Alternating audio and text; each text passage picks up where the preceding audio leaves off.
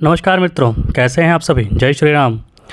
Blank chart prediction series में आज हम चर्चा करेंगे 9 नंबर की राशि, यानी कि यदि आपका धनु लग्न है या फिर जिसे अंग्रेजी में सैजिटेरियस कहते हैं, यही यदि आपका लग्न है तो आपका जीवन कैसा होगा और कालपुरुष कुंडली के हिसाब से आपके अंदर कैसा कैसा गुण विद्यमान होगा।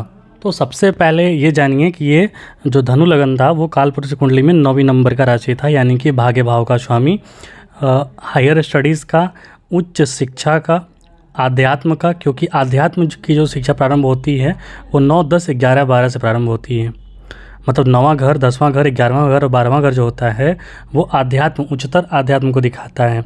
उसमें 9वां घर सर्वप्रथम है। तो ऐसे लोगों में सबसे पहली जो चीज़ें आती हैं वो ये कि इनमें हायर स्टडीज़ के गुण होते हैं। यदि ये हायर स्टडीज़ कहने का मतलब इनके पास डिग्री आज के डेट का नहीं है, फिर भी इनके अंदर फिलॉसफिकल ज्ञान इतना उच्च स्तर का होगा कि ये काफ़ी दार्शनिक माने जाएंगे। इनका यदि प्रतीक चिन्ह आप देखेंगे तो ऊपर मनुष्य है और नीचे घोड़ा है। ज़्यादा ही मतलब पुरुषार्थी होते हैं ऐसे लोग, सज्जन होते हैं, लक्ष्य को भेदने वाले होते हैं और दौड़ने में भी माहिर होते हैं, मतलब शरीर से बलिष्ठ होते हैं। मानवीय तथा धार्मिक विषयों में रुचि रखते हैं।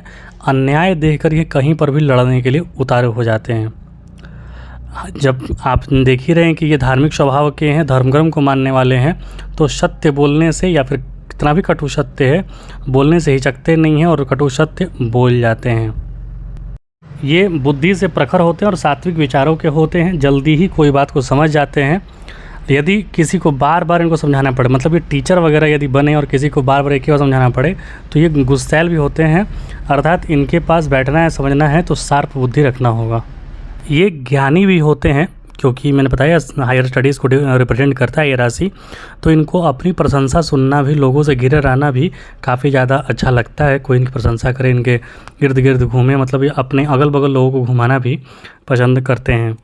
देखिएगा तो इसमें मूल राशि के मूल नक्षत्र के 4 चरण, पूर्वाषाढ़ा नक्षत्र के 4 चरण और उत्तराषाढ़ा के 1 चरण मिलकर ये बनता है, अर्थात केतु, शुक्र और सूर्य देव का इस पर प्रभाव होता है और इसके स्वामी बनते हैं बृहस्पति। तो जो धनु लगन होता है वो काफ़ी पुरुषोचित, पुरुषों वाला गुण वाला होता है, क्योंकि बृहस्पति देवता का मूल त्रिकोण राशि यहाँ पर है, अर्थात बृहस्पति देवता ज्ञान के, मार्गदर्शन के और शक्ति के प्रतीक हैं, धन के प्रतीक हैं।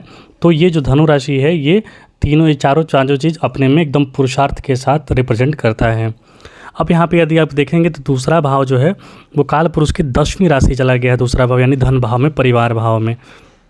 तो इनका परिवार से नाम सम्मान, मतलब दोनों चीज़ें हैं। या तो इनके द्वारा इनके कुल का मान सम्मान बढ़ेगा और दूसरा इनके कुल का मान सम्मान अच्छा होगा, जिससे इनका भी उसके इर्द गिर्द नाम फैलेगा। धन संपत्ति अच्छा होगा, पैतृक संपत्ति अच्छा इन्हें प्राप्त होगा। अब आगे बढ़ के देखिए तो चतुर्थ भाव जो है इनका, कालपुरुष की 12वीं राशि है, वहाँ पर इन्हें थोड़ी समस्याओं का सामना करना पड़ सकता है, क्योंकि ये पुरुषोचित होते हैं, काफ़ी ज़्यादा पुरुषार्थ करते हैं, विदेश घूमना, बाहर घूमते रहना, ये सब करना। तो यहाँ पर थोड़ा सा अपने घर के संबंधित जो होता है चीज़ें, वहाँ पर न्यून फल मिलने के योग बनेंगे, अर्थात माता, भूमि, भवन, वाहन जो होता है उसका पूर्ण सुख इन्हें प्राप्त नहीं हो सकता है।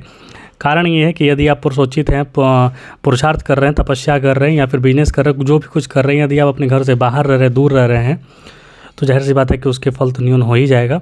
मतलब देखिए, कुंडली में एक चीज़ अच्छे से आप समझ लीजिए कि यदि आपको घर परिवार का सुख मिल रहा है तो फिर बाहर का सुख नहीं मिलेगा, यदि बाहर का सुख मिल रहा है तो फिर घर परिवार का सुख नहीं मिल पाएगा। कुछ ना कुछ तो आपको गंवाना पड़ेगा कुछ चीज़ प्राप्त करने के लिए। इनके लिए सबसे अच्छा चीज़ ये होता है कि इनकी सप्तम भाव में 3 नंबर की राशि है, 10वें भाव में 6 नंबर यानी कि कन्या राशि है। तो इनका जो कार्य क्षेत्र होता है, इनकी वाणी जो होती है, इनका जो ज्ञान होता है वो काफ़ी प्रखर होता है, प्रबल होता है, और ये अपने लक्ष्य को भेदने में, जो भी अपना लक्ष्य निर्धारित करते हैं उसमें काफ़ी सफल होते हैं। जुझारू टाइप प्रवृत्ति के होते हैं, काफ़ी संघर्षशील होते हैं, मतलब 1, 2 बार, 4 बार, 5 बार, 10 बार, 20 बार भी यदि असफल हो जाएंगे तब भी ये हार नहीं मानते हैं, उसके बाद भी ये उठ खड़े होंगे और आपको, मतलब अपनी लक्ष्य को पुनः प्राप्त करने की ओर बढ़ चलेंगे और लक्ष्य को प्राप्त कर ही लेंगे। तो इनको खतरा किससे रहता है, सावधानी किससे बरतनी है, तो इनको सावधानी बरतनी चाहिए जलीय स्थान से, क्योंकि 8वें नंबर में और 12वें नंबर में जलीय राशि बैठा हुआ है।